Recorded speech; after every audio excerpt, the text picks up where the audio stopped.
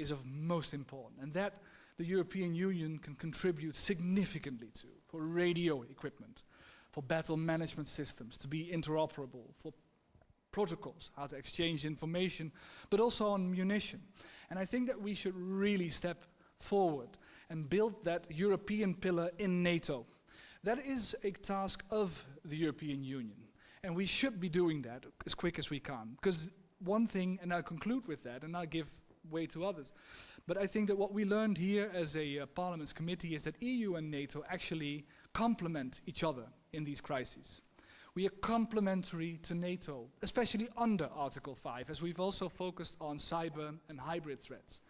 We have the Digital Services Act in Brussels coming up, countering disinformation. We have the Code of Conduct doing that. We have a counter-hybrid toolbox coming up, sanctioning actors. We have cybersecurity legislation. We have cyber diplomacy toolbox, like sanctions against actors. Those are complementary to NATO. Let's not forget that we can do that. And not last but not least, as we are here in Lithuania, we also have the economic coercion instrument coming up from Brussels. This is the way forward, enhancing, strengthening each other, being complementary to NATO, because the territorial integrity is clear, that is a NATO task, but we should be focusing on where we can enhance our security commonly. I would first like to give the floor very shortly to my honorable colleague, Rasa Juknevičienė from Lithuania. She will speak to you in our native language, very short, and then in English. In English. Okay, and then we will go to the rest of the delegation, and they will all be saying some of their impressions they have had in the past 3 days. Now, first to you, Rasa, the floor is yours. Thank you. Thank you. Thank you so much. I don't know if it works. Maybe that is for broadcasting. Okay? It's okay? Both. Thank you so much, and dear colleagues, thank you for your visit. I know that it was not easy to organize such a enlarged and very informative visit, but what I would like to say, and I would like to leave more time to speak for colleagues, they are from maybe other countries, not every day are dealing with the same situation we are dealing here for many, many years before. I would like to start saying that many colleagues, we had EPP delegation here, presidency meeting in Lithuania. They speak about new geopolitical normal now in European continent. But I have to underline, as medical doctor, that today maybe situation even is with more perspective and positive perspective than it was before. Why? Because we lived with very dangerous tumor on the body of European continent and still live. The problem was that not everyone had the same right diagnosis on the table about the tumor. Some countries, member countries, they wanted to somehow to live with that tumor on the body of European continent. Our evaluation always was that we have to have real concrete treatment. Now I think that maybe all EU countries from different political groups, they see this right diagnosis on the table, that we have this tumor. I don't know, is it malignant tumor, or maybe still we can use surgery. We have Juozas Olekas, who is also a medical doctor, but he is in practice in surgery. But we have to. So this is the moment, most important moment when we are united in all over the continent. Not only in all over the continent, but also together with our partners in the United States, in Canada, in Japan. All globally democracies are united today on Russia, on maybe not Russia, I am wrong, on Putin in Kremlin. Because Russia itself, people in Russia, they are imprisoned, they are poisoned, not only by Novichok, but also with this terrible, terrible, massive disinformation and manipulations they are getting from these weaponaries, I would say, not TV channels. So here we have to be precise, we have to go forward with this right diagnosis, and the treatment is, you mentioned already about several possibilities we have to use, but it's not only about Russia. This aggression is not only against Ukraine.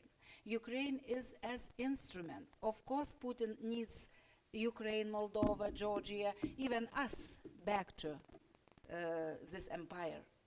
But the main target is democracies, the West as such, as they are saying always, and of course the United States as well, European Union and the United States as well. So their idea is to push out from Europe, the United States, to test NATO, first of all to test NATO, and then maybe to look what's happening. So we have to support Ukraine in military terms as well, because without that, the next step will be us. I would not say Baltic states, I would say EU and NATO. Don't make mistake saying that Baltics will be attacked. We, European Union and NATO, we will be attacked. So we have this moment to use it for better future, but not only to be afraid and to be threatened. So we can, we are strong, and we will do. Who wants? Sven, do you want to say something? Yes, thank you. I think that we've heard many times over the past several days that we are now in a totally new situation. Many people have expressed surprise, but I think that if anyone is surprised by the behavior of Putin, then this person must have hit the snooze button during the last several wake-up calls, because I think all the indications were there for a long time. And fortunately, our defense establishment, our security establishment in the European Union, in NATO, have not been completely asleep throughout this time. And I think that the NATO enhanced force presence contingent here in Lithuania is a testament to that, to the fact that we have actually been preparing ourselves. We, during this last 2 or 3 days during this visit, we have been in Estonia focusing mostly on hybrid and cyber, and here in Lithuania focusing on the allied presence and the enhanced force presence of NATO. For me, there are 3 key words. First is resilience.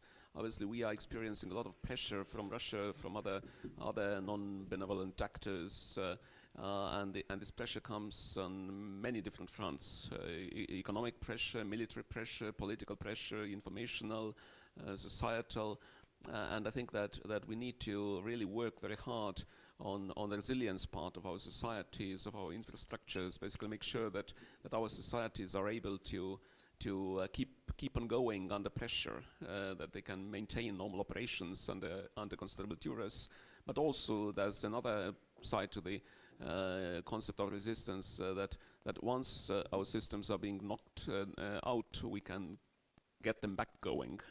So I think resilience is the first one. Deterrence is the other thing. I think that Putin is irresponsible. He's revanchist, expansionist, but he is not totally irrational in the sense that when he launches or wages his adventures, he makes very careful analysis of potential benefits against potential costs. And if the costs outweigh the benefits, he will think twice.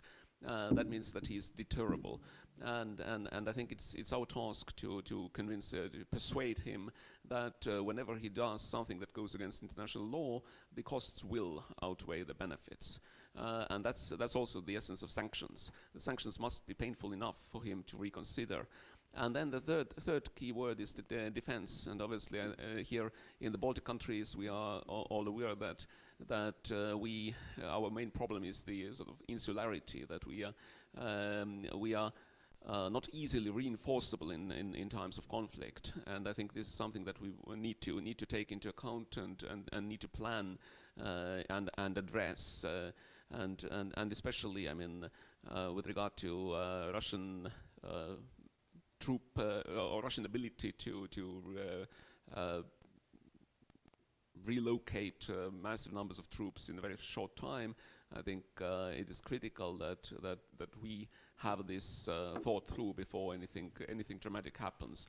Today, obviously, Russian guns and tanks are directed towards Ukraine, but this as the chairman said, is not the end of the ambition of Putin. So I think that we need to maintain very high situational awareness and keep on thinking about the worst case scenarios, because it's important not only to plan for a sunny day but also for a rainy day. Having been to Estonia yesterday and the day before, and to Rukla EFP contingent today, we are determining ways we can better utilize EU-NATO cooperation in the face of these threats. And now it is clear that supporting military mobility, developing advanced technologies, standardizing platforms and enhancing CSDP missions scope are key tools in our toolbox. Now, anticipating more hybrid warfare in the future, priority must be given to secured information and communication channels, night vision equipment, quality imagery, and an improvement of open source intelligence gathering and analysis capabilities, while we learn from the best practices here from our friends and enhance specialized training in combating hybrid warfare activities, cyber warfare, and OSINT analysis. Thank you. Now, could you introduce yourself first? Okay. The man with the mask. Hello, I'm Mr. Kirtsos. I come from Greece, from far away, and I think that our visit here had an excellent timing, and it was well prepared by our collaborators, and I would also like to thank our hosts for being so nice to us and giving us the necessary information. I think that what Mr. President Putin did during the last days is a real game changer. Up to now, the Baltic democracies and Poland were asking for a tougher policy towards Russia, whereas France and Germany were giving the emphasis on dealing with Putin, and countries like Greece in Southern Europe had other preoccupations, Eastern Mediterranean, even Turkey as far as Greece is concerned. But now I believe that we are united because Putin does not give us the chance, the possibility to doubt about his strategy. It is an offensive strategy. It is an overall strategy, all-inclusive, starting from cyber attacks, fake news, military build-up. So we have to get organized. These are the bad news, Putin's, let's say, offensive posture. But there are some good news. The first good news is that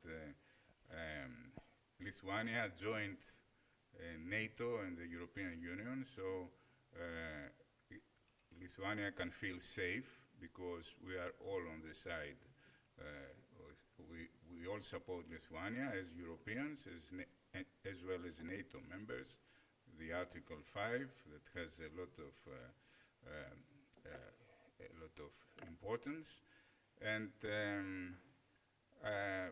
judging from the past, the European Union is quite good when there is an external threat.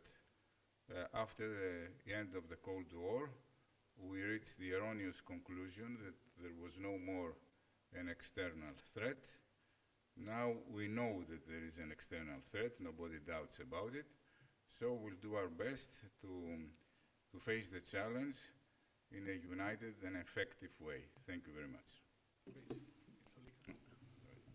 Great. Thank you, dear colleagues, for your visit. I think it's very important for us to be united and showing this for our societies, because in past we have some doubts about the differences in European countries, like my colleague mentioned here, but indeed in this situation we all demonstrate the unity, and this is very important for us. As I fully agree with what was said about the situation and our action, maybe I would like to add 2 points. I just arrived from the Yerevan, where we have the Euronest meeting, and we discussed about this situation broader than European Union and Putin's Russia. I think it's very important to show the solidarity with them, because then maybe after the eastern part of Ukraine can be the Transnistria or other parts of occupied territories with some kind of recognition, as was done by Putin 2 days ago. This is very important, keeping broader, not only on our borders. And the second one, I think it's very important, not only all this direct defense or military issue, but also very important the energy. Energy supply, I think we should be independent from Russia. And decision made by Germany, I think it's very, very important regarding the Nord Stream 2, but it's not enough. We should go further with our Green Deal, with our renewable resources, and stop this supply of money to Russia, discussing with them on this situation. And in general, once again, I would like to thank all of you, and I hope that we will keep this unity and demonstrate in the nearest future. Thank you very much. Thank you. Now there were some questions from the audience, I believe, and perhaps we could do so.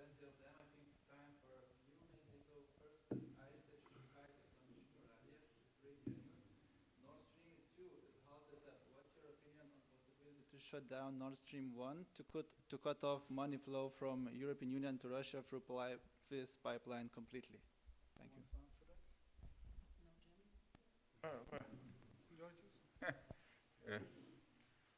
I'm not an expert on natural gas, but it is obvious that we have to reduce our dependency on natural gas, especially the part of it that is imported from Russia.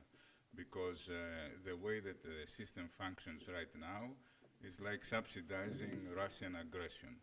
Of course, every government has to do its own homework and find a plausible way to move in this direction. But there is no doubt that by using alternative energy sources, we should try to minimize this 40% which is the imports of, we cover 40% of our needs at the European level from Russia, and we also import around 4 million barrels per day in petrol.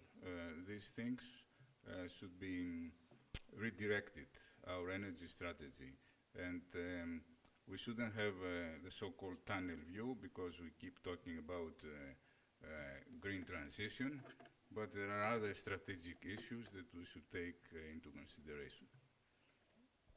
Diversification. Thank you. We have additional question from Radio FM 999. What could be the possible actions towards fighting disinformation, as example, Russia Today channel ban or some others? Well, let me take that one, right? I also negotiated some of the measures that will be voted on next 2 weeks in Strasbourg. But listen, the European Union holds, I think, the best cards in the world at this current moment to fight and tackle disinformation. It sounds weird, but it is true. With the Digital Services Act already so far on the way, which would actually say to counter every illegal action online. But there's also the Code of Practice, where we was really almost obliged, almost I say, but it's not a legal instrument, but to oblige platforms to remove disinformation. If you will not be in that Code of Practice, it will have consequences in the Digital Services Act. Then we will not just be looking at open and transparency on algorithms, getting out data to make sure what is happening, getting researchers enabled, because that's also what we're doing, getting it published in every language of the European Union, not just English, but also Dutch, Lithuanian, Latvian, and Estonian. Every country will be able to see what is going on in this thing.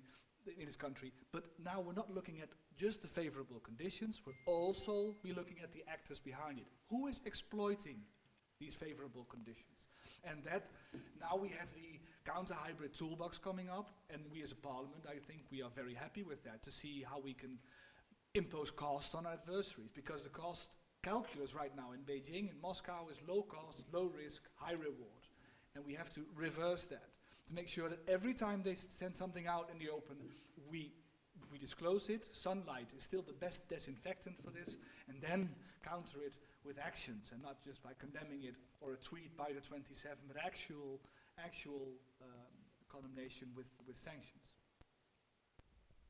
Thank you. Another one regarding the sanctions announced by European Union yesterday. Do you think it is sufficient to stop Russia aggression?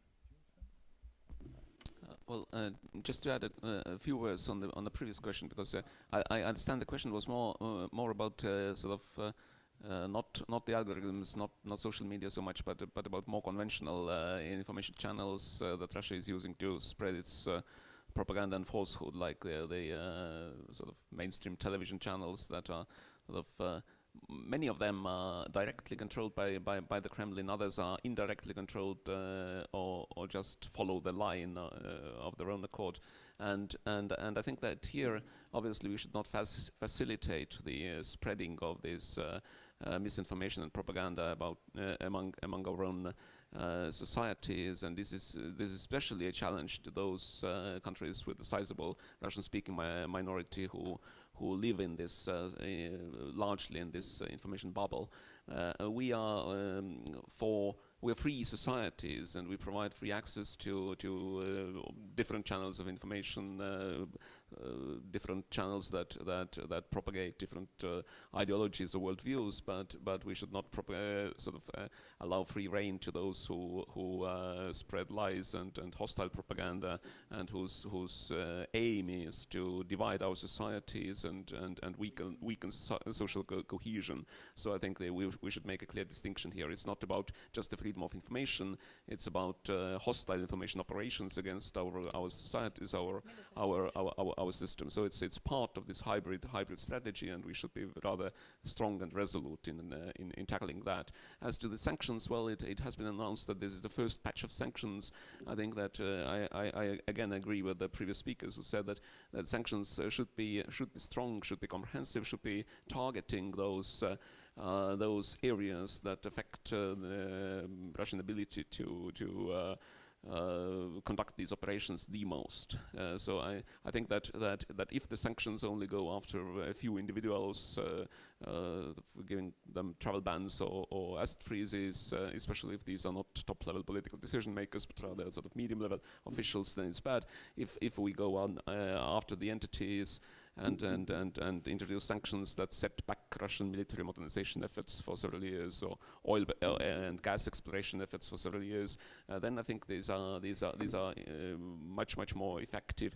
And it's not about sort of inflicting damage on Russia or Russian economy per se. It's about changing the calculus of Russian political leaders, making sure that they will not get away with ignoring international norms and international law.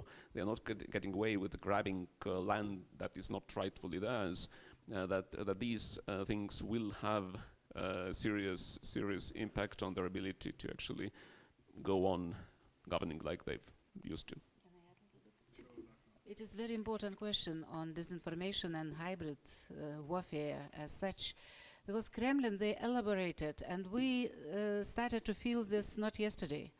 It happened long time ago when we restored our independence, but especially it became as a tool, as a politics from Kremlin against us when Putin came to power in the very beginning. So we have to understand two important things. First, that these powerful, how to say, instruments, they are not media. I don't know how to elaborate, to understand, I know, to put on the laws, on the our documents that the same what is valid for media as we understand. This is what comes from Kremlin. It is not media. It is weaponry. Weaponry which is like other kind of weaponry. They are killing our bodies. So another, this weaponry is, the target is our mind, our minds, to change minds of the people. So this is what utmost important. And second, that Putin is using democracy as a tool against democracy. What do I mean? I mean that they are using media terminology, media regulation, everything related with democratic regulation, they are using against democracies because their target is democracy. Just one example. 5-6 years ago, Russia Today, they put advertising in the very center of Washington, D.C. Russia Today, RT, second opinion. And the good news is they are being regulated by the Digital Services Act. Is there time for another question, or have we... Will be very short. The media reports, it's again from Žinių radijas, media reports that European Union imposed sanctions on three Russian banks, VEB, Rossiya and Promvisbank. Could you confirm this information, anyone? That's just the question. I think that we've been in here in the Baltics, and we've not been informed, and we can't confirm anything from here. That's you need the European institutions in Brussels to confirm that. But the sanctions, the restrictive measures are decided upon by the European Council. So it's not really the responsibility or the right of the European Parliament to impose sanctions. But I think that we have made our position very clear in a number of resolutions over the past several months regarding the need for a very strong and united stance against Russian aggressiveness, against Russian expansionism, and against Putin's adventures. Thank you very much. We can end our broadcast. Thank you, dear members of delegation, dear guests, dear visitors, and it was a pleasure to have you here. Thank you. Thank you for very good message. Thank you, very straight.